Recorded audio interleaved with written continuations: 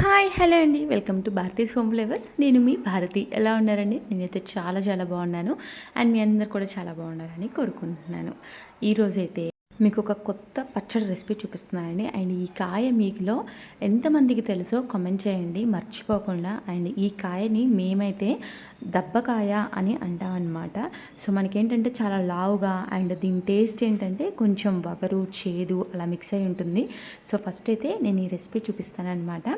So ఇది పెరుగన్నానికైనా లేకపోతే normal white రైస్లో కలుపుకొని తినడానికి కూడా చాలా టేస్టీగా ఉంటుందండి. అండ్ మీలో ఎవరికైనా తెలియకపోతే కనుక ఈసారి ఈ రెసిపీ ట్రై చేయండి, మీకు ఈ కాయ కనుక కనిపిస్తే. అండ్ దీని ప్రిపరేషన్ ఎలా చేసుకోవాలంటే, సో ఫస్ట్ ఈ కాయకి ఏంటంటే మనం ఇలా ప్రెషర్ కుక్కర్లో 3/4 వరకు వాటర్ పోసుకోవాలన్నమాట. సో ఎందుకంటే అది ఉడకడానికి టైం పడుతుంది. సో 3/4 వరకు ఇలా వాటర్ పోసుకొని అండ్ మినిమం 5 విజిల్స్ వరకు రావాలండి. సో అప్పుడే మనకి బాగా ఉడుకుతుందనమాట. ఎందుకంటే మనం ఇది కుక్కర్లో యాడ్ చేసేటప్పుడు దీనికి హోల్స్ కానీ లేదంటే చిన్న చిన్న ఘాట్లు పెట్టడం కానీ ఏమీ చేయమన్నమాట. జస్ట్ కాయ మొత్తం అలా పెట్టేసేసి బాయిల్ చేసేసుకోవాలి.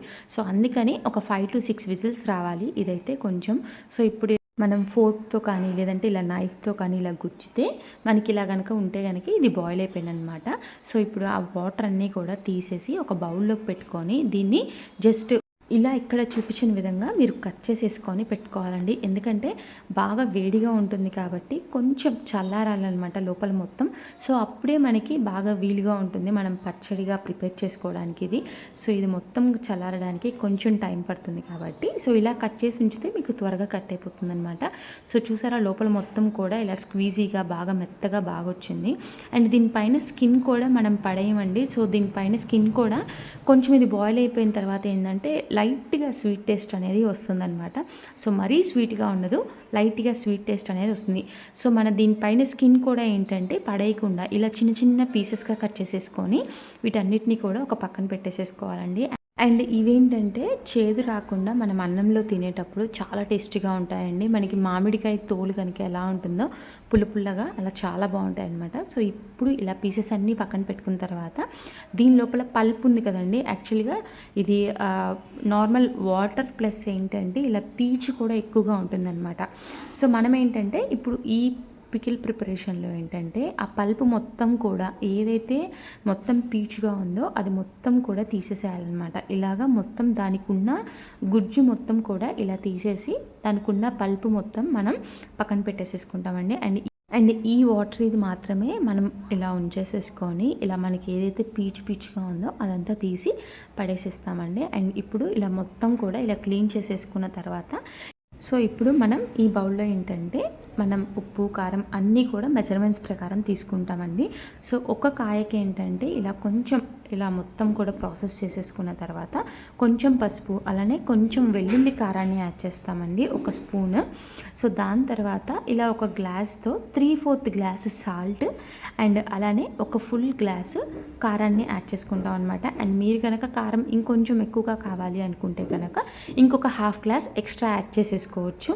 సో ఇలా కారాన్ని కూడా యాడ్ చేసేసుకున్న తర్వాత మనం ఒకసారి మొత్తం కూడా కంబైన్ చేసేసుకోవాలండి. సో ఇలా ఆ మొత్తం ఆ పల్పుకు ఏంటంటే ఇలా మొత్తం కలిసిపోయేలాగా ఇలా ఉప్పు కారం అంతా కూడా కలిసిపోయేలాగా చక్కగా మిక్స్ చేసేసుకొని పక్కన పెట్టేసేసుకోవాలి. అండ్ ఇలా మొత్తం కంబైన్ చేసి పెట్టుకున్న తర్వాత మనం ముందుగా స్కిన్ని కూడా ఇలా చిన్న చిన్న పీసెస్గా కట్ చేసుకొని పెట్టుకున్నాం కదండి.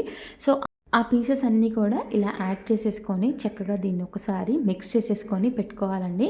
సో చూసారా ఎంత మనకి బాయిల్ అయిపోయిన తర్వాత బాగా ఉంటుందన్నమాట. అండ్ మా చెల్లి అయితే ఇవి పైన పీసెస్ ఉట్టివే తినేస్తుంది.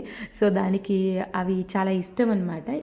సో మనమైతే ఇప్పుడు ఇలా కంబైన్ చేసుకొని పక్కన పెట్టుకున్న తర్వాత ఇప్పుడు దీన్ని కొంచెం ఆయిల్ అండి. సో మనకైతే ఒక హాఫ్ కప్ ఆయిల్ని హీట్ చేసేసుకోండి. ఎండుమిర్చిని ఒక 3 ఎండుమిర్చిని యాడ్ చేసేసుకొని అవి వేగిపోయిన తర్వాత కొంచెం మనం మినపప్పు, ఆవాలు, జీలకర్ర అండ్ దాంతోపాటు కొంచెం ఇంగువ కూడా ఇలా యాడ్ చేసేసుకొని ఇవి బాగా చక్కగా వేగిపోయిన తర్వాత మనం ముందుగా కలిపి పెట్టుకున్న పచ్చళ్ళలోకి యాడ్ చేసేసుకొని మొత్తం కూడా చక్కగా కలిసిపోయేలాగా కంబైన్ చేసేసుకోవాలండి.